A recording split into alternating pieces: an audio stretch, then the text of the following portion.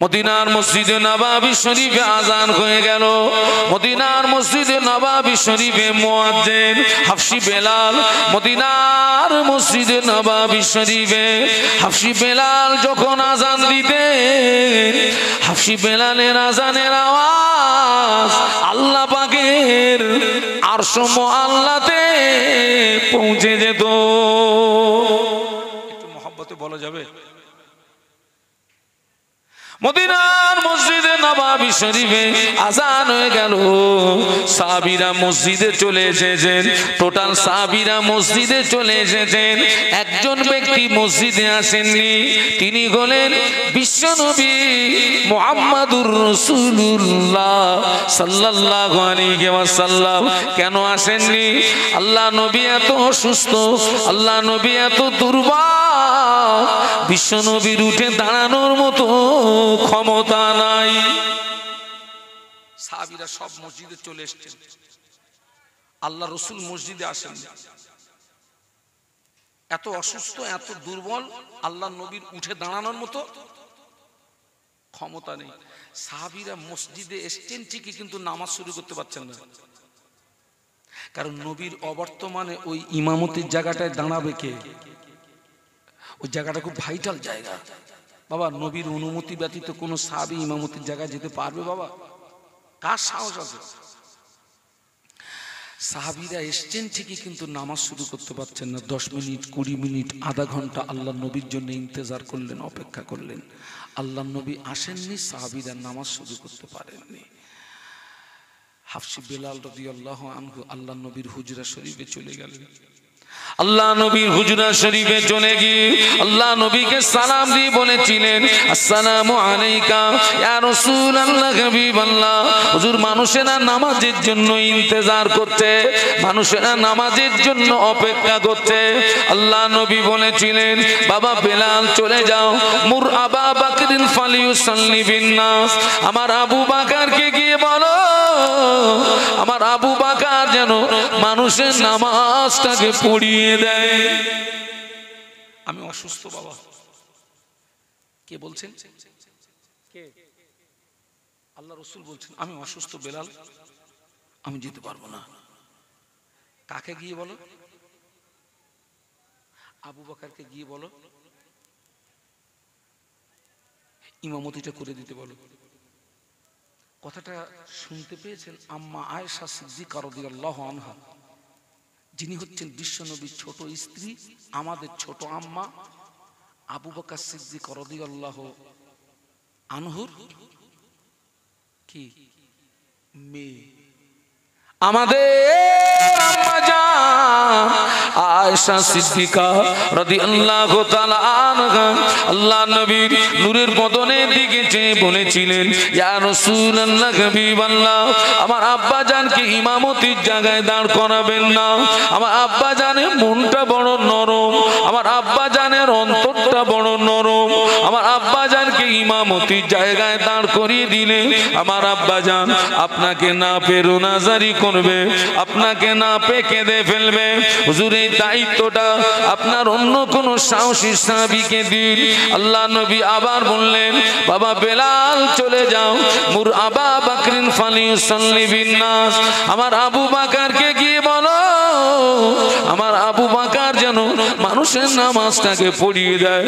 আল্লাহ নবীর অনুমতিতে আবু বাকার সিদ্দিক রাদিয়াল্লাহু আনহুর ইমামতিতে মদিনার মসজিদে নববী শরীফে নামাজ শুরু হলো। যখনই নামাজ শুরু হলো, আল্লাহ নবী আর ঘরের ভিতরে থাকতে পারছেন না। বলুন আল্লাহু আকবার, একটু জবান খুলে বলুন। যেই মসজিদে নামাজ শুরু হয়ে গেছে আবু বকর হুজুরের ইমামতিতে, আল্লাহ নবী ঘরের ভিতরে অস্থির হয়ে পড়েছেন, ছটফট করছেন। আল্লাহ নবী দুইজন সাহাবীকে ডাকলেন, হযরত আলীকে ডাকলেন, হযরত আব্বাস রাদিয়াল্লাহু আনহুমা, দুই সাহাবীকে ডাকলেন। দুই সাহাবী রাসূলুল্লাহ হুজরা শরীফে আসলেন। আল্লাহ নবী দুই সাহাবীর কাঁধের উপরে ভর করে মসজিদে আসছেন। মানে এত দুর্বল, দুই সাহাবীর কাঁধের উপরে ভর করে মসজিদে আসছেন ঠিকই, কিন্তু বিশ্বনবীর দুর্বলতার কারণে আল্লাহ নবীর কাদাম মোবারক দুটো জমিনে ঘেঁষড়িয়ে যাচ্ছিল। আপনারা দেখেন না, অনেক দুর্বল মানুষ দুইজনের কাঁধে ভর করে যায়, কিন্তু পা দুটো কি বলেন আপনারা? আল্লাহ নবী ওই অবস্থায় মসজিদে আসলেন, সাহাবীরা নামাজের ভিতরে। কোন সাহাবী আল্লাহ নবীকে দেখতে পেয়ে কোন সাহাবী সুবহানাল্লাহ পড়লেন, কোন সাহাবী আলহামদুলিল্লাহ পড়লেন, কোন সাহাবী আল্লাহু আকবার পড়লেন।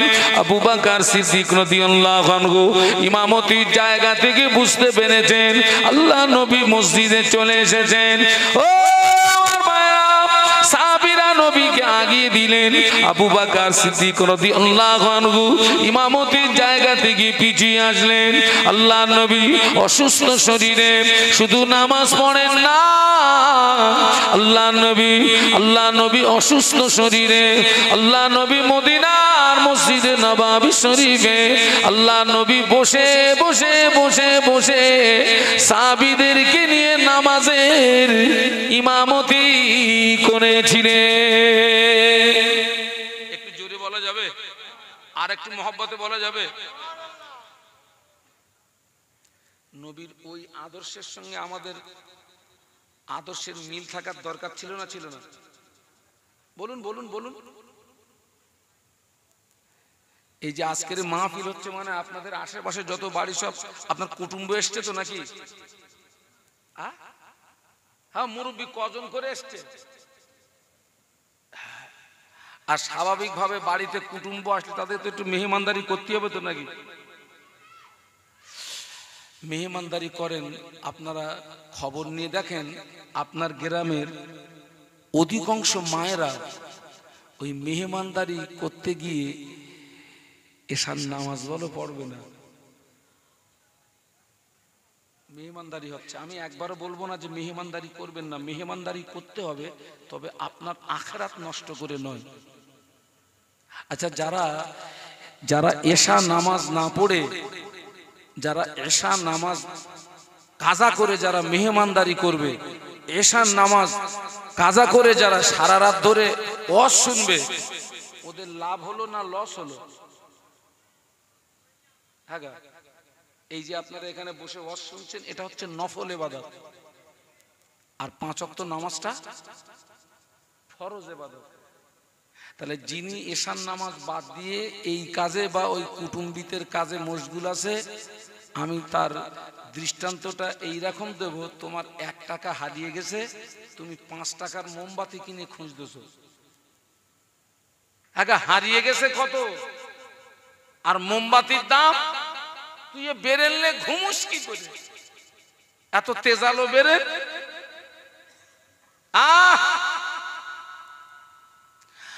আল্লাহ নবী তো আজকের অসুস্থ শরীরে মসজিদে এসছেন। ওই অসুস্থতার পিরিয়ডে এমনও দিন চলে গেছে টোটালে রাসূলুল্লাহ আসেননি। আবু বকর সিদ্দিক রাদিয়াল্লাহু আনহুর ইমামতিতে নামাজ হচ্ছে। আল্লাহ নবী বলেছিলেন, ও বিবি আয়েশা সিদ্দিকা রাদিয়াল্লাহু তাআলা আনহা, আমার মাথাটাকে একটু উঁচু করে ধরো। আল্লাহ নবী এত অসুস্থ, মাথা মোবারক উঁচু করার মতো ক্ষমতা নাই। বিবি আয়েশা, আমার মাথাটাকে একটু উঁচু করে ধরো। আম্মা জান, আল্লাহ নবীর মাথা মোবারকটাকে উঁচু করে ধরলেন। ঘরের পর্দাটাকে সরিয়ে দেওয়া হলো। ঘরের পর্দাটা যখন সরিয়ে দেওয়া হলো, মদিনার মসজিদ আল্লাহ নবীর হুজরা শরীফ ওপেন হয়ে গেল। আল্লাহ নবী সাহাবীদের নামাজের দিকে তাকিয়ে আল্লাহ নবীর নূরের চোখ দিয়ে দাদ্দার দাদ্দার দাদ্দার করে পানি গড়িয়ে যায়। আমাদের আম্মা জান আয়েশা সিদ্দিকা রাদিয়াল্লাহু তাআলা আনহা আল্লাহ নবীর নূরের বদনের দিকে চেয়ে বলেছিলেন, ইয়া রাসূলুল্লাহ, হাবিবাল্লাহ, মা ইউবকিকা, কোন দুঃখে আপনি কাঁদছেন, কোন কষ্টে আপনি কাঁদছেন?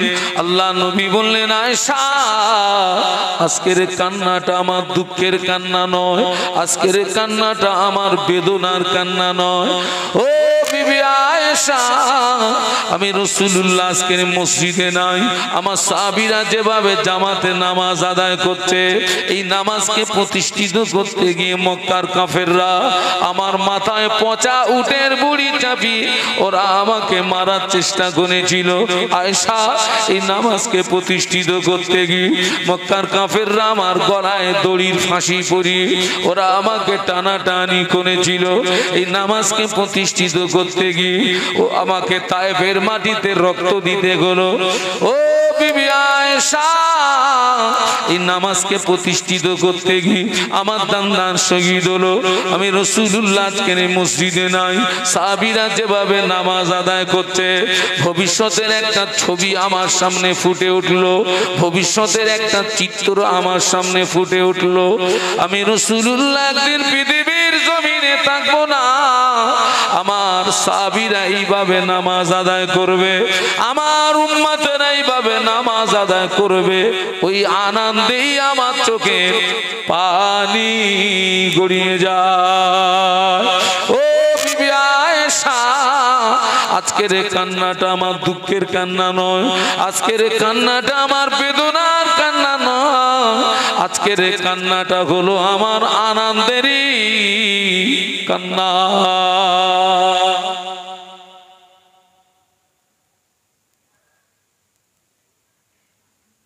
জ্ঞান আছে, আমল নেই।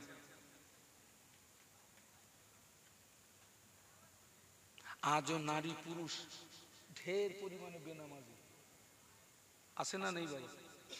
সব ধ্বংস, কেউ ওকে বাঁচাতে পারবে না।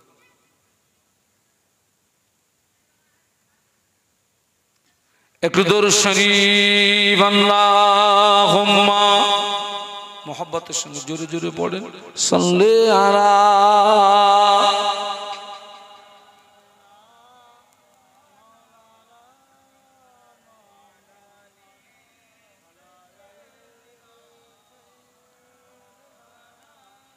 আপনাদের কষ্ট হচ্ছে না তো?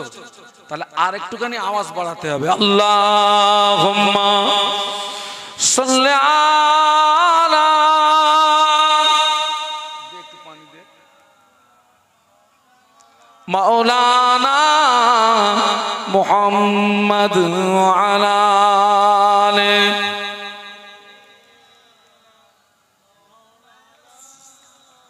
একটু কলেমার জিকির, লা ইলাহা ইল্লাল্লাহ।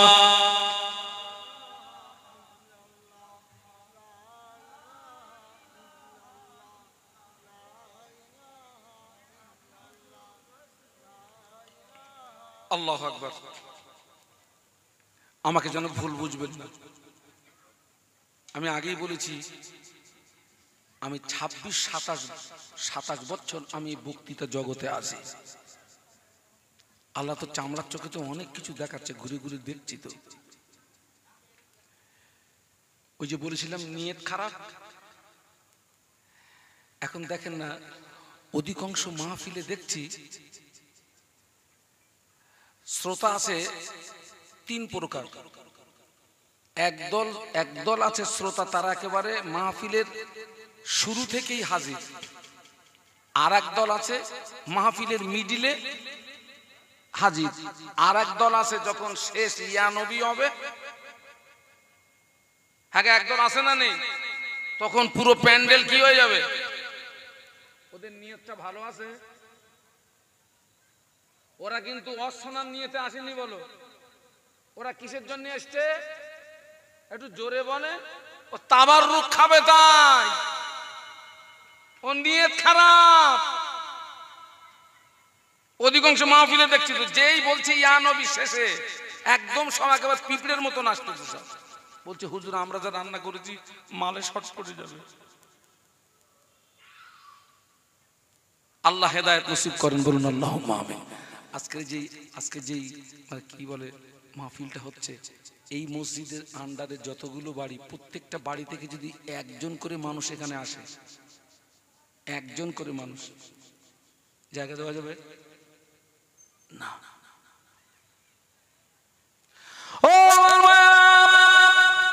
বেঈমান বেদিনেরা, কুফারে কুরাইশরা আল্লাহ নবীকে এত মার মারলো, আল্লাহ নবীকে এত নবীর সমস্ত শরীরটা রক্তাক্ত হয়ে গেল, আল্লাহ নবীর সমস্ত শরীরটা খুন আর খুন হয়ে গেল, আল্লাহ নবী বেহুশ হয়ে জমিনে পড়ে গেলেন। বেঈমান বেদিনেরা মনে করলো মুহাম্মদ জনমের মতো মারা গিয়েছে, মুহাম্মদ জনমের মতো বিদায় নিয়েছে। ওরা তখনও মারামারি করবে, ওরা তখনও কাটাকাটি করবে। ওই রকম করুণ পরিস্থিতিতে হযরত আবু বকর সিদ্দিক রাদিয়াল্লাহু আনহু ছুটে গিয়ে আল্লাহ নবীকে পাঁজা করে তুলে নিয়ে একটুখানি দূরে একটা আঙুর বাগানের ভিতরে প্রবেশ করে আবু বকর সিদ্দিক রাদিয়াল্লাহু আনহু আল্লাহ নবীকে কোলের উপরে বসিয়ে নিলেন। আল্লাহ নবীর মাথা মোবারকটা আবু বকর সিদ্দিক রাদিয়াল্লাহু আনহুর হাতের উপরে, আবু বকর সিদ্দিক রাদিয়াল্লাহু আনহু আল্লাহ নবীর নূরের বদনের দিকে চেয়ে দেখেন। আল্লাহ নবী কোনো কথা বলেন না, আল্লাহ নবী কোনো আওয়াজ দেন না, আল্লাহ নবী সেন্সলেস হয়ে পড়ে আছেন, আল্লাহ নবী বেহুশ হয়ে পড়ে আছেন। আবু বকর সিদ্দিক রাদিয়াল্লাহু আনহু আল্লাহ নবীকে কয়েকবার ডাকলেন, ইয়া রাসূলুল্লাহ একবার আপনি আমার দিকে চেয়ে দেখুন, এখানে আমি আর আপনি ছাড়া আর কেউ নাই। একবার আপনি আমার দিকে ফিরে দেখুন, এখানে আমি আর আপনি ছাড়া আর কেউ নাই। আল্লাহ নবী ডাকে শোনা দেন না, আল্লাহ নবী কথার উত্তর দেন না। আবু বকর সিদ্দিক রাদিয়াল্লাহু আনহু টুকরিয়ে কেঁদে ফেললেন, আল্লাহ পাক আমার নবীকে মনে হয় আজ জীবিত পাবো না, আমার নবীকে মনে হয় আজ জিন্দা পাবো না। ওই সময় আবু বকর সিদ্দিক রাদিয়াল্লাহু আনহু আল্লাহ পাকের দরবারে ফরিয়াদ করতে লাগলেন, ও রব্বুল আলামিন আল্লাহ পাক وتعز من تشاء وتذل من تشاء بيدك الخير। ইজ্জত এবং সম্মানের মালিক তো আপনার কাছে আল্লাহ। তুলিজুল লাইলা ফিন নাহারি ওয়া তুলিজুন নাহারা ফিল লাইল। আল্লাহ আপনি রাতের ভিতর থেকে দিনকে টেনে বার করেন, দিনের ভিতর থেকে রাতকে টেনে বার করেন। ইন্নাল্লাহা ইউহয়ী ওয়া ইউমীত। আল্লাহ আপনি জিন্দাকে মুর্দা বানাতে পারেন, মুর্দাকে জিন্দা বানাতে পারেন।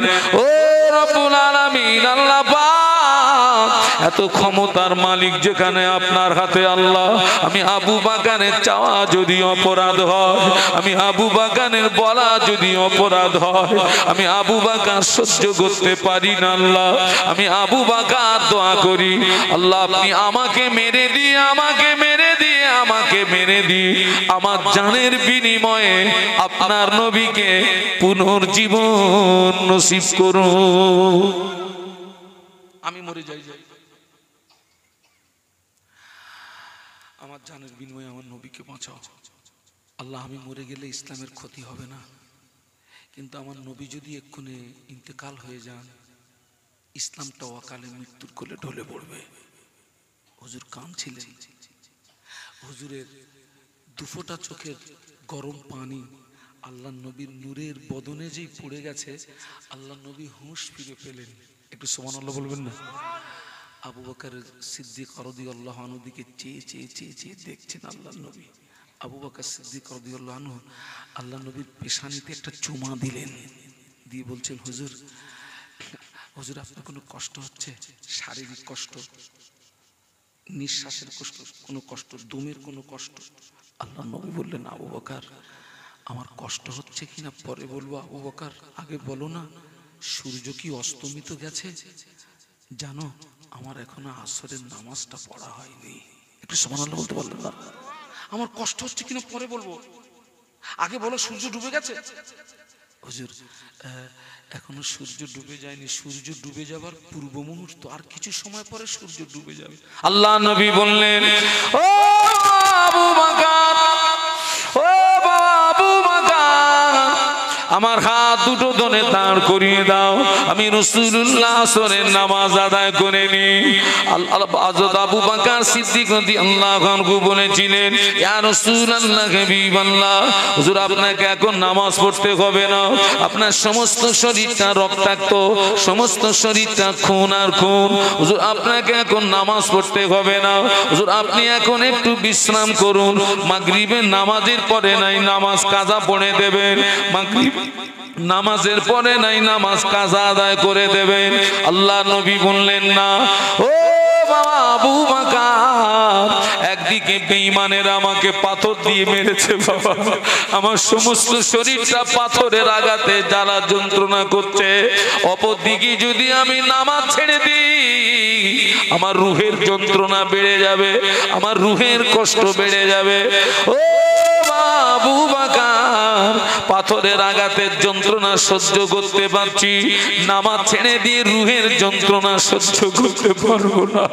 ও আবু বকর, আমার হাত দুটো ধরে একটু দাঁড় করিয়ে দাও, আমি আসরের নামাজটা আদায় করে নিই।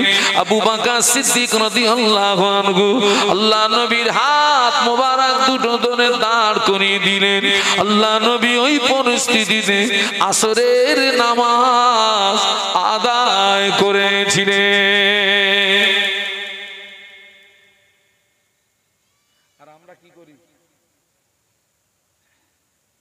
আমরা ইচ্ছা করে কি করি? একটু কথা বলেন। নামাজ ছাড়ি না, ছাড়ি না। আল্লাহ রাসূল বলছেন, মান তারাকা সালাতাম মুতাআম্মিদান ফাকাদ কাফার। যে ব্যক্তি ইচ্ছাকৃত নামাজ ছেড়ে দিল ও কাফেরই কাজ করলো। কাফেররাও নামাজ পড়ে না, তুইও নামাজ পড়িসনি, তোর চরিত্র আর কাফেরের চরিত্রের ভিতরে কোনো পার্থক্য থাকলো না।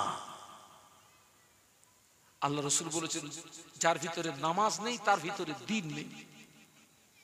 যার ভিতরে নামাজ নেই তার ভিতরে দ্বীন নেই। আবার আমার সমাজে এক শ্রেণীর নারী পুরুষ আছে, বলে নামাজ পড়ি আর না পড়ি আমার কি কথা বলে না, আমার মন ভালো।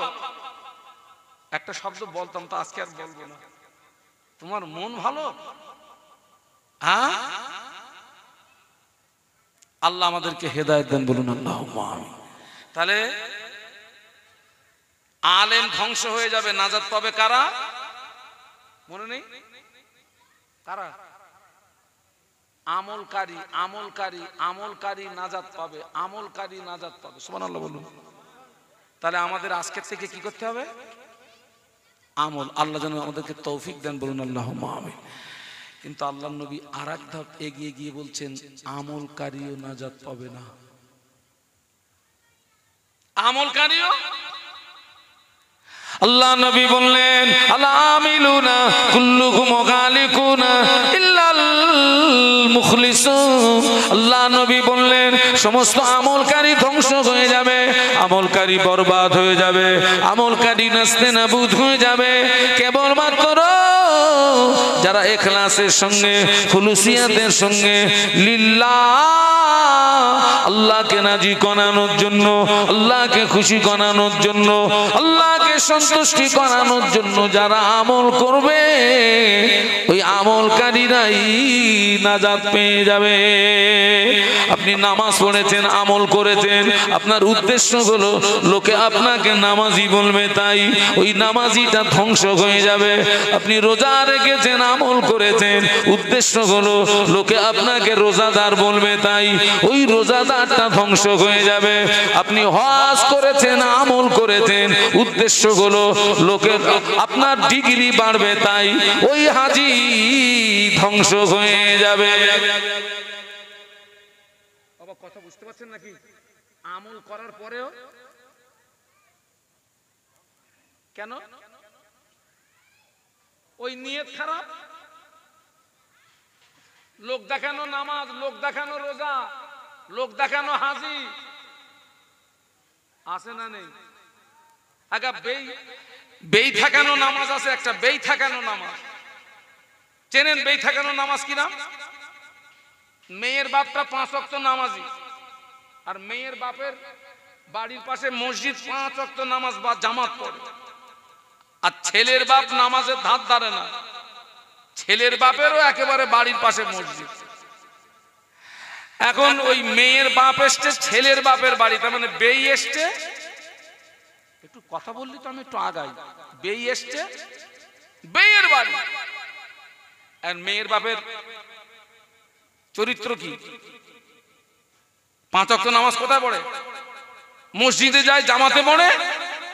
জোহরের আজান হয়ে গেছে, উনি উজু করে মেয়ের বাপ মসজিদে যাচ্ছে, ছেলের বাপ চিন্তা করতেছে আজকে যদি বেয়ের সঙ্গে না যায় একটা মান সম্মানের ব্যাপার, অন্তত সম্মানটা থাকবে। ও নামাজ কি আল্লাহ সন্তুষ্টির উদ্দেশ্য হলো না বেই থাকানো নামাজও?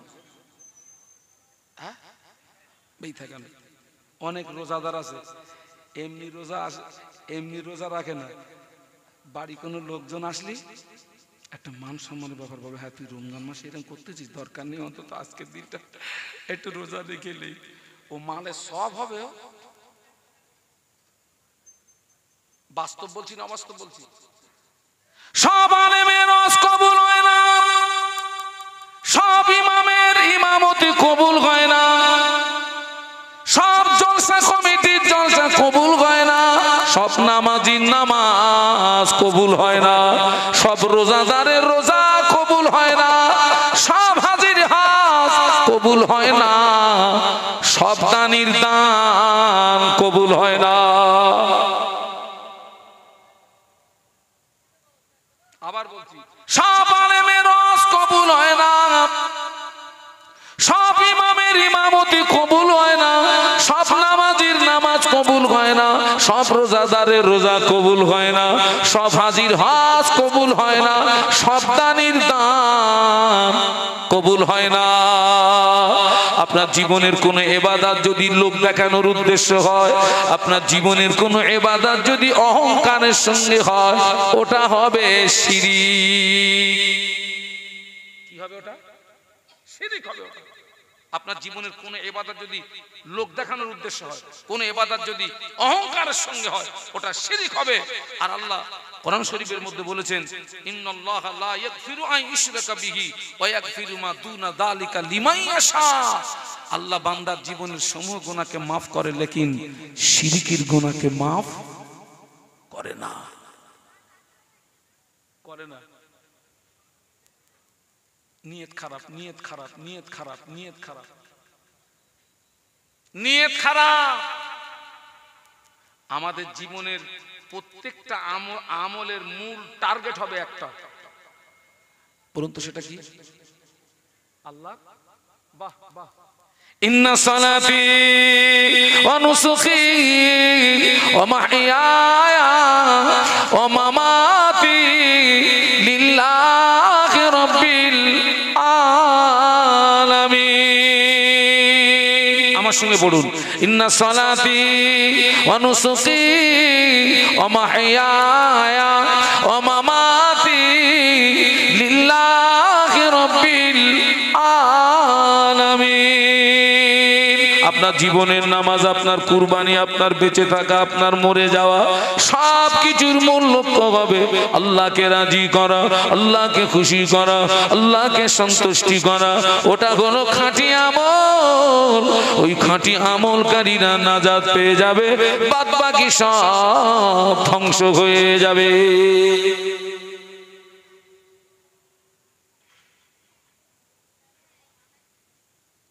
হযরত রাবিয়া বসরি রহমাতুল্লাহ আলাইহার নাম শুনেছেন না আপনারা? যার সম্মানে কাবা শরীফ কি, হ্যাঁ। আর আমাদের রাবিয়ারা, কিছু কিছু রাবিয়া কাবায় গেলে কাবা পালায়, আসিস নি, বাড়ি যা, বাড়ি যা। হযরত রাবিয়া বসরি রহমাতুল্লাহ আলাইহা কোন একদিন এক হাতে এক লোটা পানি নিয়েছেন, অপর হাতে একটা আগুনের মশাল নিয়েছেন। এক হাতে এক লোটা পানি, অপর হাতে একটা আগুনের মশাল, দুই হাতে দুটো নিয়ে দ্রুত গতিতে এগিয়ে চলেছেন। ওনার মহব্বতের মানুষরা জিজ্ঞাসা করেন, হুজুর জীবনে কোনোদিন আপনাকে এইভাবে দ্রুত যেতে দেখি না। এক হাতে এক লোটা পানি, অপর হাতে একটা আগুনের মশাল নিয়ে এত দ্রুত কোথায় যাচ্ছেন? হযরত রাবিয়া বসরি রহমাতুল্লাহ আলাইহা বলেছিলেন, ও আল্লাহর বান্দারা, এই পৃথিবীর অধিকাংশ মানুষ এরা স্বার্থপর। কেউ ইবাদত করে জাহান্নামের ভয়ে, কেউ ইবাদত করে জান্নাতের আশায়। ঠিক বলেছেন না ভুল বলেছেন?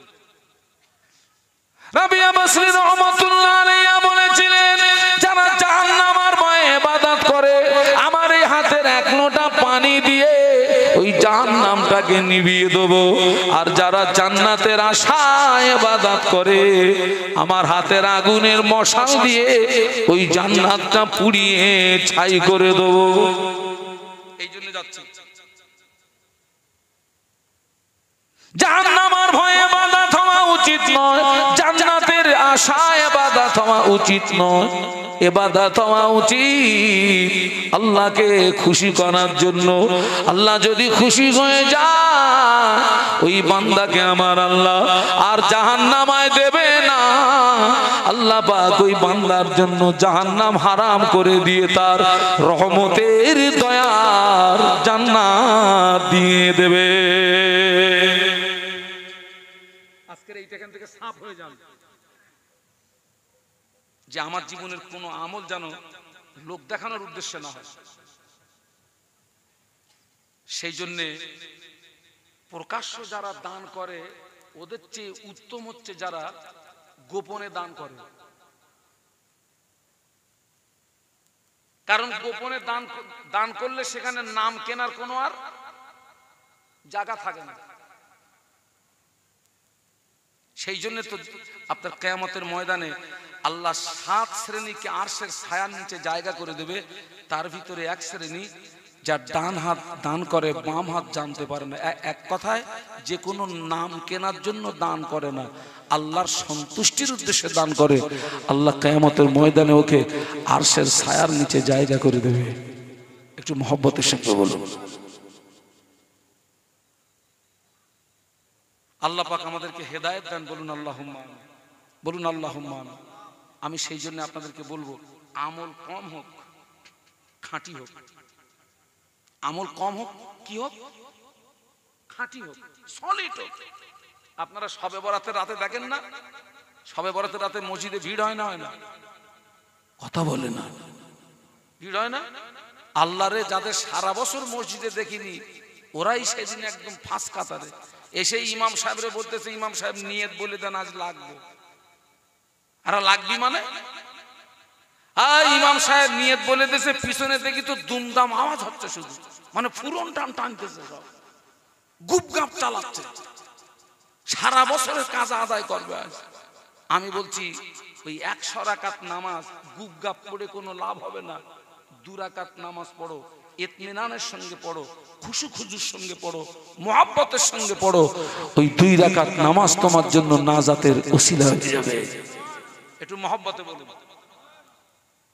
আমার কথা বুঝতে পারছেন না? বাচ্চা 2 রাকাত নামাজ পড়ুন, নফল নামাজ ভালো করে পড়ুন, মহব্বতের সঙ্গে পড়ুন, খুশু খুজুর সঙ্গে পড়ুন।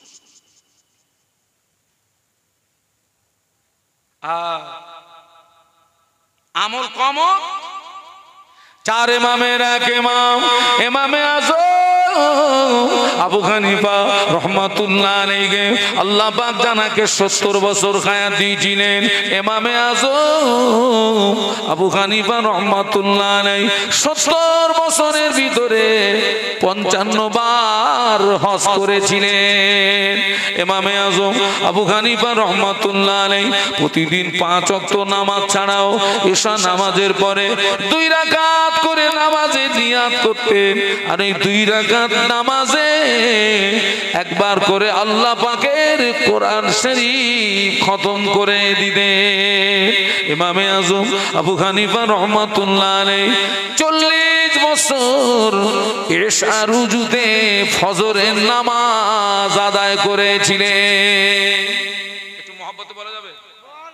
40 বছর 40 বছর কোন উজুতে কিসের নামাজ? ঈশা রুজুতে। ওই লোকটা 40 বছর রাতে ঘুমিয়েছে। হ্যাঁ, ঘুমালে উজু থাকে? 40 বছর রাতে ঘুমোয়নি। সব ভাবলে ব্রেনে কাজ করবে না, ঘুমির ট্যাবলেট খেয়েও ঘুম আসবে না। 4 ইমামের এক ইমাম ইমামে আযম আবু হানিফা রাহমাতুল্লাহ আলাইহি একদিন ভক্ত মুরিদদের ডেকে একটা ওসিয়ত করেছিলেন। বাবারা একটা জায়গা দেখিয়ে দিয়ে বললেন, বাবা আমার ইন্তেকালের পরে এই জায়গাটায় আমায় কবর দিবি বাবা, এই জায়গাটায় আমায় দাফন দিবি বাবা। কবরের জায়গাটা নির্ণয় করে ইমামে আযম আবু হানিফা রাহমাতুল্লাহ আলাইহি কবরের পাশে দাঁড়িয়ে দাঁড়িয়ে দাঁড়িয়ে দাঁড়িয়ে দাঁড়িয়ে দাঁড়িয়ে শাড়ি 1000 বার নয়, 2000 বার নয়, 3000 বার নয়, 7000 বার আল্লাহ পাকের কোরআন শরীফ খতম করেছিলেন। কতবার? ওই লোকটা ছিলেন কাপড়ের সেলসম্যান, মানে উনি কাপড় বিক্রি করতেন। আমার দিকে তাকান, হুজুরের দোকান থেকে আল্লাহর এক বান্দা একটা কাপড় কিনে বাড়িতে গিয়ে ওনার স্ত্রীকে বলছে, দেখো তো এই কাপড়টা তোমার জন্য এনেছি, তোমার পছন্দ হয় কেন, হয় নাকি? আরে আমরা অনেক জিনিস কিনে আমাদের স্ত্রীকে দেখাই না, এই এটা তোমার জন্য এনেছি দেখো না। তো খরিদ্দারের স্ত্রী শাড়িটা উপর থেকে দেখে খুব ভালো, কিন্তু খুলে দেখে ওই শাড়ির ভিতরে নাল ফোট। আপনারা চেনেন তো নাল ফোট? তো খরিদ্দারের স্ত্রী বলছে, এ শাড়ি আমি নেব না, এ শাড়ি যেখান থেকে নিয়ে এসেছিলেন ওইখানে ফিরিয়ে দিয়ে আসুন, অন্য একটা শাড়ি আনুন। খরিদ্দারের স্ত্রীর দাবিটা ন্যায্য দাবি না অন্যায্য দাবি? বলুন, ন্যায্য দাবি। তো টাকা দিয়ে মাল নেবো তো ছাড়া মাল নেবো কেন? এখন ও বেচারা শাড়ি নিয়ে সোজা ইমামে আজমের দোকানে, হুজুর এই শাড়িটা ফিরিয়ে নেন, অন্য একটা শাড়ি দেন। কেন রে বাবা? হুজুর এই শাড়ির ভিতরে নাল ফোট, আমার বিবির অপছন্দ, ফিরিয়ে দিয়েছে। বাস কথা বলা শেষ। ইমামে আজম আবু হানিফা রহমতুল্লাহ আলাইহি কচি বাচ্চার মতো কাঁদতেছে। খরিদ্দার বলেছিলেন, আপনি জগতের ইমাম, হুজুর আপনি কাঁদবেন না, শাড়ি আমাকে ফিরিয়ে দিতে হবে না, শাড়ি আমাকে ঘুরিয়ে দিতে হবে না। হুজুর আপনি জগতের ইমাম, হুজুর আপনি কাঁদবেন না, আপনার চোখের পানি সহ্য করতে পারি না, হুজুর শাড়ি আমাকে ফিরিয়ে দিতে হবে না। হুজুর আপনি কাঁদবেন না, আপনি জগতের ইমাম, আপনার চোখের পানি আমি সহ্য করতে পারি না। ইমামে আজম বলেছিলেন, ও আল্লাহর বান্দা, আমি শাড়ি ফিরিয়ে দেওয়ার জন্য কাঁদি না, শাড়ি ঘুরিয়ে দেওয়ার জন্য কাঁদি না। কান্নার কারণ হলো এই শাড়ির ভিতরে কয়েকটা নালফোট থাকার কারণে তোমার বিবির যদি অপছন্দ হয়, তোমার বিবি যদি শাড়িটা ফিরিয়ে দিয়ে থাকে, কিয়ামতে ময়দানে আল্লাহ যদি আমাকে ডেকে বলে, ইমামে আজম তোর নামাজে নালফোট, তোর রোজায় নালফোট, তোর হজে নালফোট, তোর দান সাদকায় নালফোট, তোর তাসবিহ তেলাওয়াতে নালফোট, আয় ইমামে আজম আমি আল্লাহ তোর ইবাদত ফিরিয়ে দিলাম। ওই চিন্তায় ওই ভয়ে আমার চোখের পানি গড়িয়ে যায়। একটু জোরে বলা যাবে, একটু মহব্বতে বলা যাবে? আমাদের ইবাদতে নালফোট আছে বলে মনে হয়? নালফোট না চাচা, আমার গায়ে ইবাদতে ঘোগা হয়ে গেছে, ঘোগা। আবার বলছি, আমল কম হোক, কি হোক, সলিড সলিড সলিড হোক, কম খাই, হালাল খাই। হালাল খেলে শরীর ভালো থাকবে, ইবাদত আমলগুলো কবুল হবে। আর হারাম মাল যদি এই পর্যন্ত গেঁদে দেন, বদহজম হবে, পেট খারাপ করবে, কলেরা হবে, মরণ হবে, ইবাদত আমল খানে খারাপ হয়ে যাবে। কম খাই, হালাল খাই, আমল কম হোক, সলিড হোক। অন্তত আজকের এতটুকু শিক্ষা নিয়ে আমরা সবাই এখান থেকে যাই, যে আমার জীবনের কোনো আমল যেন লোক দেখানোর উদ্দেশ্যে না হয়, আমার জীবনের কোনো আমল যেন অহংকারের সঙ্গে না হয়, এবং আমার আমল কম হোক। খাঁটি আমলের এত দাম, খাঁটি আমলের ওসিলা দিয়ে দোয়া চাইলে আল্লাহ পাক ওই খাঁটি আমলের ওসিলায় বড় বড় বিপদ মুসিবত থেকে আল্লাহ বান্দাকে বাঁচিয়ে দেয়। শুধু তাই নয়, খাঁটি আমলের ওসিলা দিয়ে দোয়া চাইলে আল্লাহ পাক ওই বান্দার জীবনের গুনাহ মাফ করে দেয়।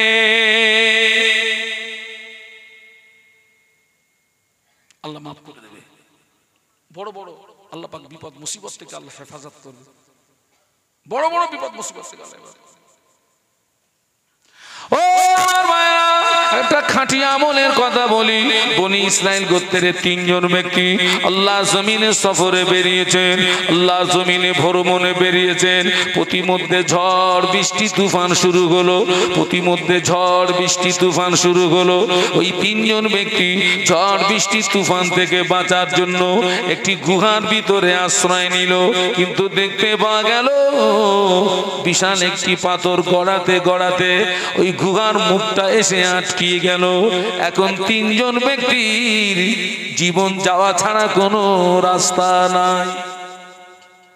ঝড় বৃষ্টি থেকে বাঁচার জন্য গিয়েছে কোথায়? গুহায়।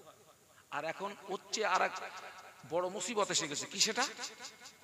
বিশাল পাথর এসে পুরো গুহার মুখটা একদম ভাতের হাঁড়ির মুখে যেরকম সরা দিলি যেটা ওরা যে ভিতর থেকে ঠেলেও পাথর সরাবে, লাইন নেই। এখন 3 জনের জীবন যাওয়া ছাড়া কোনো রাস্তা নেই। এখন 3 জন খুব খুব টেনশনে পড়ে গেছে, খুব টেনশনে পড়ে গেছে। কি করি? 3 জন গুহার ভিতরে পরামর্শ করছে এই কঠিন মুসিবত থেকে বাঁচতে গেলে রাস্তা একটা। কার জীবনের কি কোন খাঁটি আমল আছে টেনে বার কর, একটু স্মরণ কর, মনে কর। আর ওই খাঁটি আমলের ওসিলা দিয়ে দোয়া চাই, আল্লাহ চাইলে গুহার মুখ থেকে পাথরটা সরিয়ে দেবে। বাবা চোখ দুটো বন্ধ করে বিগত জীবনের আমলের দিকে তাকালে কোনটা খাঁটি আমল আর কোনটা ভেজাল ওটা একটু জানা যায় না? যায় না? হ্যাঁ, 3 জনের ভিতর থেকে একজন বলছে ভাই রে আমার একটা খাঁটি আমলের কথা মনে পড়ে গেছে ভাই, দোয়া কর।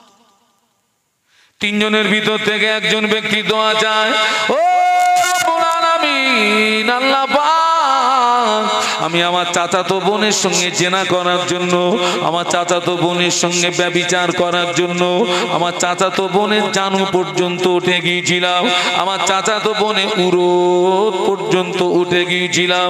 আমার চাচাতো বোন আমার দিকে চেয়ে বলেছিল আল্লাহকে ভয় করো, আল্লাহকে ভয় করো, আল্লাহকে ভয় করো। আল্লাহ পাক আমার বোনের কথাটা আমার হৃদয়ে এমনই ভাবে রেখাপাত করেছিল, তোমার ভয় আমার মনে এমনই ভাবে আল্লাহ পাক রেখাপাত করেছিল। আমি জেনা থেকে সরে গিয়েছিলাম, অন্যায় থেকে পিছিয়ে এসেছিলাম। ও রব্বুল আলামিন, আল্লাহ পাক ওই আমলটা যদি তোমাকে রাজি করানোর জন্য করে থাকি, ওই আমলটা যদি তোমাকে খুশি করানোর জন্য করে থাকি, আজ বিপদে পড়ে গিয়েছি, মুসিবতে পড়ে গিয়েছি, গুহার মুখ থেকে পাথরটা সরিয়ে দাও। মোনাজাত করা শেষ, গুহার মুখ থেকে কিছুটা পাথর সরে গিয়েছে। ওই ছেলেটা যেখান থেকে পিছিয়ে এসছে আপনার ওই জায়গা থেকে পিছিয়ে আসাটা সহজ না কঠিন? খুব কঠিন। ওর চাচাতো বোনের উরোদ পর্যন্ত উঠে গেছে। ও চাচাতো বোন ওকে বলেছে আল্লাহকে ভয় কর। একটা কথা বলে যাচ্ছি, পুলিশ প্রশাসন দিয়ে মানুষের চরিত্র সংশোধন করা যায় না যতক্ষণ পর্যন্ত ওর ভিতরে আল্লাহর ভয় পয়দা না হয়। কার ভয়? ও চাচাতো বোন ওকে বলে তুই করছিস কি রে, আল্লাহকে ভয় কর, আল্লাহকে ভয় কর। ও রব্বুল আলামিন, আল্লাহ আমার চাচাতো বোন যখন এই কথা বলল আমি আর থাকতে পারলাম না। আল্লাহ পাক আমি ওই অন্যায় থেকে পিছিয়ে এসেছিলাম, জিনা থেকে পিছিয়ে এসেছিলাম, গুনাহ থেকে পিছিয়ে এসেছিলাম। ও রব্বুল আলামিন, আল্লাহ পাক ওই আমলটা যদি তোমাকে রাজি করানোর জন্য করে থাকি, ওই আমলটা যদি তোমাকে খুশি করানোর জন্য করে থাকি, আজ বিপদে পড়ে গিয়েছি, মুসিবতে পড়ে গিয়েছি, গুহার মুখ থেকে পাথরটা সরিয়ে দাও। মোনাজাত করা শেষ, গুহার মুখ থেকে কিছুটা পাথর সরে গিয়েছে।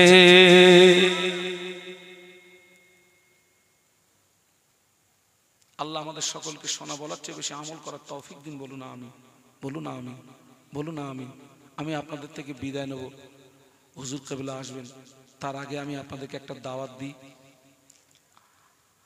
আমি একটি প্রতিষ্ঠানের দায়িত্বে আছি, যে প্রতিষ্ঠানটির নাম আল আমিন মাদ্রাসা ও এতিমখানা, এটি বসিরহাটের ইটিন্ডার সংলগ্ন, গ্রামটির নাম আখারপুর, যার বাৎসরিক ইসালে সব আগামী 24 এবং 25শে মাঘ অর্থাৎ আগামী শুক্রবার এবং শনিবার আমি আপনাদেরকে খাসভাবে দাওয়াত করছি।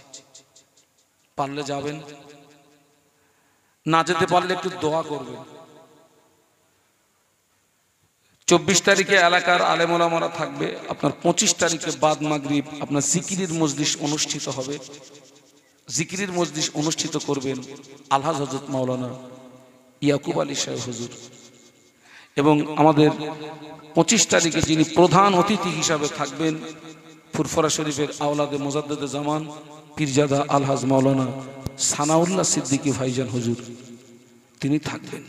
আরো এক ঝাঁক আলেমদের উপস্থিতিতে 24 এবং 25শে মাঘ আপনাদেরকে দাওয়াত করছে। আর এই গ্রামের একটা ছেলের দাবি রেখে গেলাম, যদি আপনার ছেলেকে হাফেজে কোরআন করতে চান, হাফেজে কোরআন, আমার সঙ্গে যোগাযোগ করবেন। আর আল্লাহর রাস্তে ওই আলোচনা মেনে নেব, বলুন আল্লাহুম্মা আমিন। 2 নাম্বার দায়িত্ব, মাহফিলের আদব বজায় রাখা, বক্তৃতা চলাকালীন অন্য মনস্ক না হওয়া। আমি যতক্ষণ স্টেজে থাকব আপনাদের দৃষ্টি থাকবে আমার এই গোনা মাখা চেহারার দিকে। আসমানের নিচে জমিনের উপরে আমার মতো পাপী নিকৃষ্ট আর কেউ আছে আমার জানা নেই। আমার দৃষ্টি থাকবে আপনাদের মতো আল্লাহ ওয়ালাদের চেহারার দিকে। 3 নাম্বার দায়িত্ব, যে বক্তা বক্তব্য রাখছেন ওই বক্তাকে ভালোবাসা। কারণ বক্তার প্রতি যদি ভালোবাসা না থাকে বক্তার কথাটাও ভালো লাগার নয়। আল্লাহ আমাদেরকে তৌফিক দিন। আরো একবার বলুন আল্লাহুম্মা আমিন। আমি এই বক্তৃতা জগতে কম বেশি আমি 26-27 বছর আমি ওয়াজ করছি। এই 26-27 বছর বক্তৃতার জগতের একটা অভিজ্ঞতার কথা বলছি। 26-27 বছর বক্তৃতা জগতে আছি মানে এখান থেকে 20-25 বছর আগের কথা আমি স্পষ্ট বলতে পারবো। আমরা যদি এখান থেকে 20 বছর 25 বছর যদি পিছিয়ে যাই, বর্তমান যুগ সন্ধিক্ষণে যে হারে মাহফিল হচ্ছে 20-25 বছর আগে এত মাহফিল হতো না। এবং 20-25 বছর আগে এখন যত আলেম ওলামা দেখছেন, বক্তা দেখছেন, হুজুর দেখছেন, এত আলেম ওলামা বক্তা হুজুরও পাওয়া যেত না।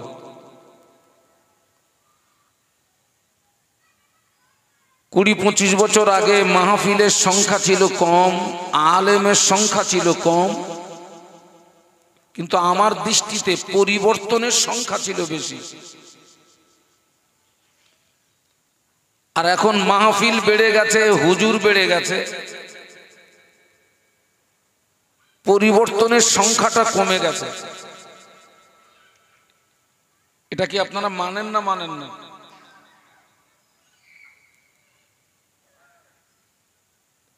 কিন্তু হওয়া উচিত ছিল যে মাহফিল বেড়েছে, হুজুর বেড়েছে, মানে পরিবর্তনের সংখ্যা বাড়ার কথা ছিল। এর কারণ হচ্ছে মাহফিল দিলে হবে না, মাহফিলে আসতে হবে। আসলে হবে না, মাহফিলে বসতে হবে। মাহফিলে বসলে হবে না, ওয়াজ নসিহত শুনতে হবে। ওয়াজ নসিহত শুনলে হবে না, ওটাকে আমলে আনতে হবে। এটি হচ্ছে লাস্ট স্টপেজ। আমলের বাংলা মানে হচ্ছে বাস্তব জীবনে রূপ দেওয়া। আমি যে কথাগুলো বলবো সেই কথাগুলোকে আপনারা মেনে নিয়ে যদি বাস্তব জীবনে রূপ দিতে পারেন, ওর নামই হচ্ছে আমল করা।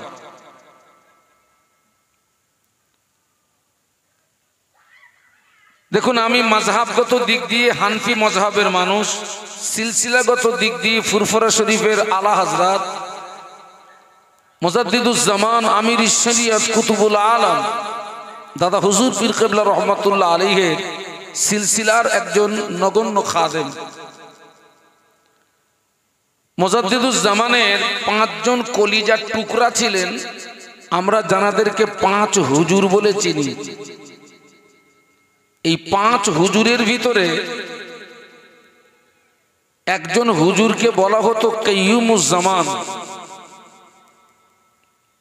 বলুন তো কোন হুজুরকে বলা হতো? না না, একজন বলেছেন নওয়া হুজুর, একজন বলেছেন মেজলা হুজুর। না, কে বলতে পারে? গুড। বড় হুজুর পীর কেবলা রহমাতুল্লাহ আলাইহিকে বলা হতো কাইয়ুমুজ জামান।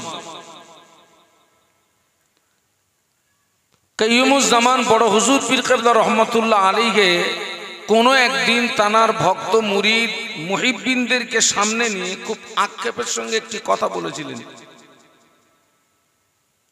বলেছিলেন, বাবা, আমি মনে করছি ওয়াজ নসিহত করা বন্ধ করে দেব,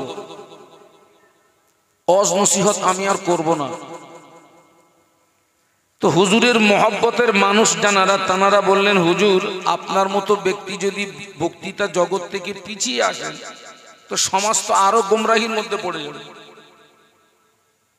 আপনি এরকম কথা বলছেন কেন? তো কাইয়ুমুজ জামান বড় হুজুর পীর কেবলা রহমাতুল্লাহ আলাইহি বলেছিলেন, বাবা, আমি 3টে কারণে মনে করছি ওয়াজ করা বন্ধ করে দেব। তার ভিতরে 1 নম্বর কারণ বলেছিলেন যে যারা বক্তা এদের অধিকাংশ নিয়ত খারাপ। আগে ধরেছেন আমাদের, আমরা কিন্তু একেবারে দুধে ধোয়া না। 2 নম্বর বলেছিলেন যারা শ্রোতা ওদের অধিকাংশ নিয়ত খারাপ। আর 3 নম্বর বলেছিলেন যারা জলসা কমিটি ওদের অধিকাংশ নিয়ত খারাপ। সব বক্তার কথা বলেননি, সব শ্রোতার কথা বলেননি, সব জলসা কমিটির কথা বলেননি, একটা শব্দ ব্যবহার করেছেন অধিকাংশ, তার মানে ভালো রেখেছেন। বক্তা, শ্রোতা এবং কমিটি এই 3 শ্রেণীর মানুষের নিয়ত যখন এক হবে, এক মানে এই 3 শ্রেণীর মানুষের নিয়ত যখন আল্লাহর সন্তুষ্টির উদ্দেশ্য হবে, ওই মাহফিলে আল্লাহর পক্ষ থেকে রহমত বর্ষিত হবে। একটু বলুন সুবহানাল্লাহ। এবং ওই ওয়াজ নসিহত মানুষের হৃদয়ে রেখাপাত করবে। আর এই 3 শ্রেণীর ভিতরে যখন কারোর নিয়ত খারাপ হয়ে যাবে, ওই মাহফিলে আল্লাহর পক্ষ থেকে রহমত আসবে না, ওই ওয়াজ নসিহত মানুষের হৃদয়ে রেখাপাত করবে না। দেখুন, কোরআন শরীফের পরের স্থান হচ্ছে বুখারী শরীফে। ইমাম বুখারী রহমাতুল্লাহ আলাইহি যে হাদিস শরীফ দিয়ে উনি কিতাব লেখা শুরু করেছিলেন, যে হাদিস শরীফের সঙ্গে ঈমানের কোনো সম্পর্ক নেই, নামাজের কোনো সম্পর্ক নেই, হজ যাকাতের কোনো সম্পর্ক নেই, দান খায়রাতের কোনো সম্পর্ক নেই। হাদিসটি ছিল ইন্নামাল আমালু বিন্নিয়াত। বান্দার সমূহ কাজ নির্ভর করে তার নিয়তের উপরে। একদম কোদা বাংলা, নিয়ত যদি ভালো হয় আল্লাহ চাইলে ফল, একটু বলুন, কথা বলুন, ভালো পাওয়া যাবে। আর নিয়ত যদি বিগড়িয়ে যায় ফল ভালো পাবেন এ আশা করা। সামান্য নিয়তের পার্থক্যের জন্য বান্দা সওয়াব থেকে বঞ্চিত হয়, সওয়াব থেকে মাহরুম হয়। আমি ছোট্ট একটা দৃষ্টান্ত দিচ্ছি। একজন ব্যক্তি পৃথিবীর জমিনে বসবাসের জন্য ঘর বানাচ্ছেন, তো তিনি হেড মিস্ত্রিকে ডেকে বললেন, ভাই আমার ঘরের দক্ষিণ দিকে একটা জানালা রেখো, দক্ষিণের বাতাস যেন আমার ঘরে প্রবেশ করে। আর একজন ব্যক্তি ঘর বানাচ্ছেন, তিনি হেড মিস্ত্রিকে ডেকে বললেন, ভাই আমার ঘরের দক্ষিণ দিকে একটা জানালা রাখবি, ফজরের আজানটা যেন শুনতে পাই। একটু আস্তে করে সুবহানাল্লাহ বলা যাবে? আচ্ছা ভাই, এই দুই ব্যক্তির নিয়ত কি এক? একজনের নিয়ত কি? বাতাস পাওয়া। আর একজনের নিয়ত কি? বলুন, একটু কথা বলুন। আজান শোনা। আচ্ছা, যিনি বাতাস পাওয়ার উদ্দেশ্যে জানালা রেখেছেন, ওই জানালা দিয়ে কি আজানের আওয়াজ আসবে না? আসবে তো। আর যিনি আজান শোনার জন্য জানালা রেখেছেন, ওই জানালা দিয়ে কি বাতাস ঢুকবে না? তাই যদি হয়, দুজনের নিয়তের পার্থক্য হয়েও তো কোনো অসুবিধা নেই, দুজনে তো সমানই পাচ্ছে নাকি? না। যিনি আজান শোনার জন্য জানালা রেখেছেন, ওই জানালা দিয়ে আজান আসবে, বাতাস আসবে, ঘুমটা ভালো হবে, ও নিয়তটা ভালো হওয়ার কারণে আল্লাহ পাক ওর নামায় আমালে সওয়াব দান করবে। আর যে বাতাস পাওয়ার উদ্দেশ্যে জানালা রেখেছেন, বাতাস আসবে, আজানের আওয়াজ আসবে, ওরও ঘুম ভালো হবে, তবে ওর নিয়ত ভালো না হওয়ার কারণে সওয়াব থেকে বঞ্চিত হবে। শুধু একটা শব্দের হেরফের, আজান আর আপনারা কিছু বুঝতে পারছেন নাকি? একটা শব্দের পার্থক্যের জন্য একজন সওয়াব পাবে আর একজন কিচ্ছু পাবে না। সেই জন্য ইমাম বুখারী রহমাতুল্লাহ আলাইহি ওই হাদিস শরীফ দিয়েই উনি কিতাব লেখা শুরু করেছেন। সেই জন্য আবার বলছি, মাহফিল দিলে হবে না, মাহফিলে আসতে হবে। আসলে হবে না, মাহফিলে বসতে হবে। বসলে হবে না, ওয়াজ নসিহত শুনতে হবে। ওয়াজ নসিহত শুনলে হবে না, আমলের নিয়ত রাখতে হবে। আমলের নিয়ে সারা জীবন যদি শোনেন আর আমল যদি না করেন, বালির বাঁধ তৈরি হবে। আল্লাহ রাসূল কি বলছে দেখুন, قال النبي صلى الله عليه وسلم الناس كلهم خالقون إلا العالمون العالمون كلهم خالقون إلا العاملون العاملون كلهم خالقون إلا المخلصون। একটু সবাই জবান খুলে বলুন আল্লাহু আকবার। আর একটু মহব্বতের সঙ্গে বলেন। আল্লাহ রাসূল বলছেন আন-নাসু কুল্লুহুম হালিকুনা ইল্লাল আলিমুন। বিশ্বনবী বললেন সমস্ত মানুষ ধ্বংস হয়ে যাবে, সমস্ত মানুষ বরবাদ হয়ে যাবে, নাস্তে নাবুদ হয়ে যাবে, কেবলমাত্র আলেমরা নাজাত পেয়ে যাবে। একটু বলুন সুবহানাল্লাহ। কারা নাজাত পাবে? আলেম। কথাটা শুনে আপনাদের মনে কিন্তু একটা প্রশ্ন এসে যাওয়াই স্বাভাবিক, যে হুজুর তাহলে আপনারাই শুধু বাঁচবেন আর আমরা সব শেষ। ঘাবড়ানোর কোনো কারণ নেই। আজকের গোকনারে মাহফিল আমাদের বাঁচার ডাক দিয়েছে, আমিও বাঁচতে এসেছি, আপনারাও বাঁচতে এসেছেন, আপনাদেরকে বাঁচানো হবে। বলুন ইনশাআল্লাহ। দেখেন, আরবের একজন টপ র্যাঙ্কের কবি, যার নাম হযরত হাসান বিন সাবিত রাদিয়াল্লাহু আনহু, যিনি একজন কবি হিসাবে সারা বিশ্বে খ্যাতি অর্জন করেছিলেন, যিনি জীবনের শুরুতে ইসলামের বিরুদ্ধে, নবীর বিরুদ্ধে প্রচুর কবিতা লিখেছিলেন। ইসলামের বিরুদ্ধে, নবীর বিরুদ্ধে প্রচুর কবিতা লিখেছিলেন। পরবর্তীতে উনি যখন ইসলাম গ্রহণ করলেন, অটোমেটিক তলোয়ারটা ঘুরে গেল। এবারে নবীর পক্ষে, ইসলামের পক্ষে আর কাফেরদের বিরুদ্ধে কবিতা লিখতে শুরু করলেন। একটু সুবহানাল্লাহ বলবেন না? ওই যে আল্লাহ নবীর মাথা কাটতে গেছিলেন কে? হযরত ওমর রাদিয়াল্লাহু আনহু। উনি তখন হালাতে কাফের। যে তলোয়ার নিয়ে বিশ্ব নবীর মাথা কাটতে গেছিলেন, ইসলাম কবুল করার পরে, ইসলাম গ্রহণ করার পরে সেই তলোয়ারটা কাদের দিকে ঘুরেছিল? কাফেরদের দিকে। ঠিক ততই বছর হাসান বিন সাবেত রাদিয়াল্লাহু আনহু জীবনের শুরুতে ইসলামের বিরুদ্ধে, নবীর বিরুদ্ধে প্রচুর কবিতা লিখেছেন। ইসলাম গ্রহণ করার পরে এবারে নবীর পক্ষে, ইসলামের পক্ষে, কাফেরদের বিরুদ্ধে। তো উনি যখন কাফেরদের বিরুদ্ধে যখন কবিতা লিখছিলেন, ওনার কবিতার তলোয়ারের আঘাতে কাফেরদেরকে মেরে তুলোধনা করছিলেন, কম তুলে, গোত্র তুলে তলোয়ার চালাচ্ছিলেন।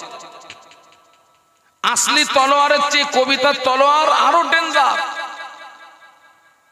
আসলি তলোয়ার দিয়ে 10-20 জনকে মারতে পারবেন, তার বেশি মারতে পারবেন না, আপনি নিজে দুর্বল হয়ে যাবেন, হাঁপিয়ে যাবেন। আর কবিতার তলোয়ার এত সিরিয়াস, কবিতার তলোয়ারে একটা জাতকে মেরে দেওয়া যেতে পারে, একটা কওমকে মেরে দেওয়া যেতে পারে। তো উনি যখন কাফেরদের বিরুদ্ধে যখন কবিতা লিখছিলেন, ওনার কবিতার তলোয়ারের আঘাতে কাফেরদেরকে মেরে একেবারে তুলোধনা করছিলেন, কম তুলে, গোত্র তুলে তলোয়ার চালাচ্ছিলেন। আল্লাহ নবী হাসানকে ডেকে বললেন, হাসান তুমি যেভাবে তলোয়ার চালাচ্ছ, তোমার তলোয়ারটা তো আমারও গায়ে লাগবে। এই তুমি যে কম তুলে কথা বলছো, গোত্র তুলে কথা বলছো।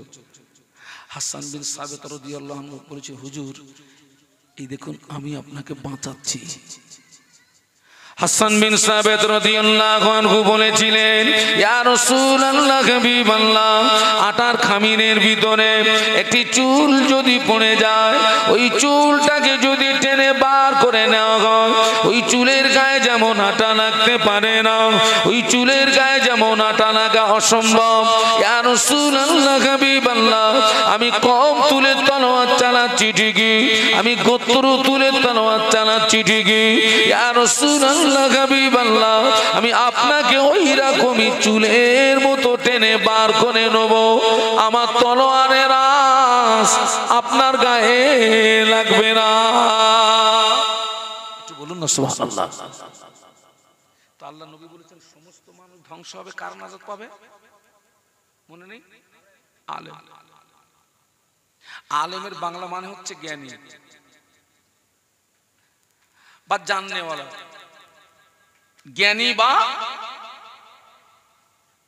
আচ্ছা বাবা, এই 5 ওয়াক্ত নামাজ পড়তে হবে, রমজান শরীফে রোজা রাখতে হবে, টাকা থাকলে হজ করতে হবে, টাকা থাকলে যাকাত দিতে হবে, ওই যে আপনার গান শোনা যাবে না, লটারির টিকিট কাটা যাবে না, মিলন মেলায় যাবে আপনার যাওয়া যাবে না, পরের মাল আত্মসাৎ করা যাবে না, বোনের ফারাজ ফাঁকি মারা যাবে না, ভাইয়ের হক নষ্ট করা যাবে না, প্রতিবেশীর হক নষ্ট করা যাবে না।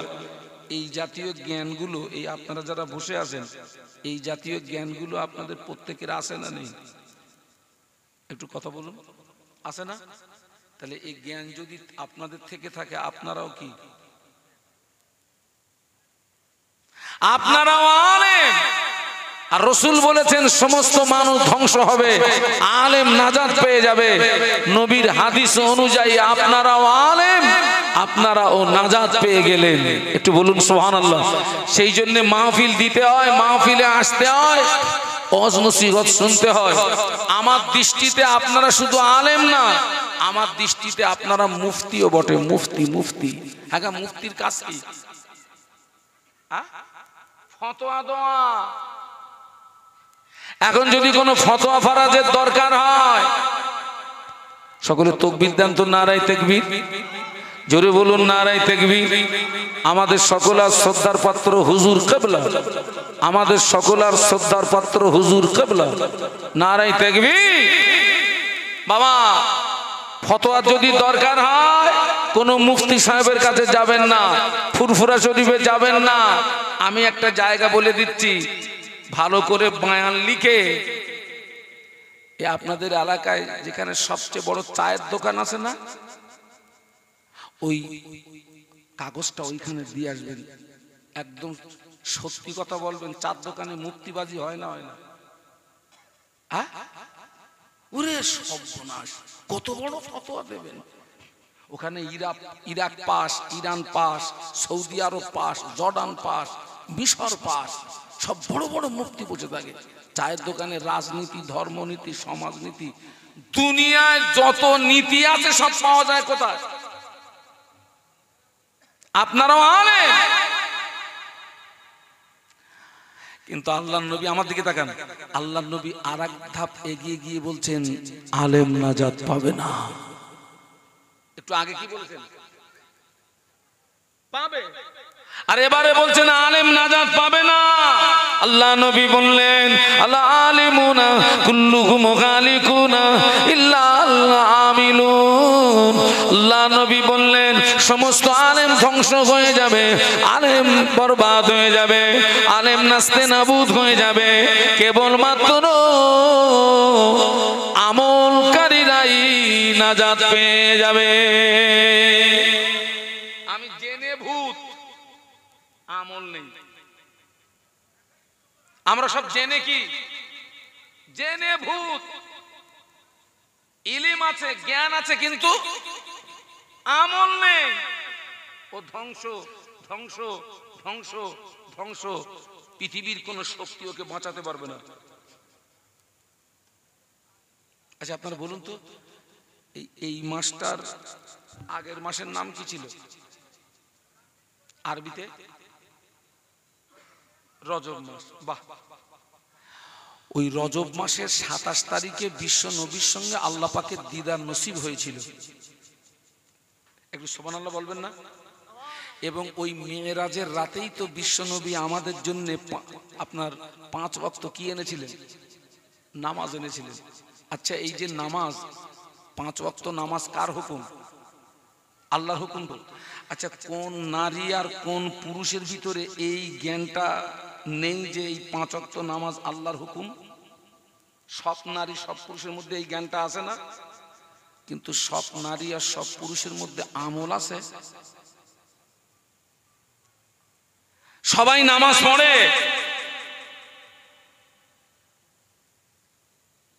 আবার আমরা দাবি করছি আমরা আল্লাহ আল্লাহ রসুলকে ভালোবাসি। নবী পাকের একজন সাহাবী আল্লাহ নবীকে জিজ্ঞাসা করেছিলেন ইয়া রাসূলুল্লাহ হাবিবাল্লাহ মাতা সা, হুজুর কিয়ামত কবে হবে? একজন সাহাবী নবীকে প্রশ্ন করলেন মাতা সা ইয়া রাসূলুল্লাহ। আল্লাহ নবী সাহাবীকে জিজ্ঞাসা করেছিলেন ও বাবা সাহাবী, তুমি কিয়ামতের সংবাদ দিচ্ছ, কিয়ামতের খবর নিচ্ছ, কিয়ামতের জন্য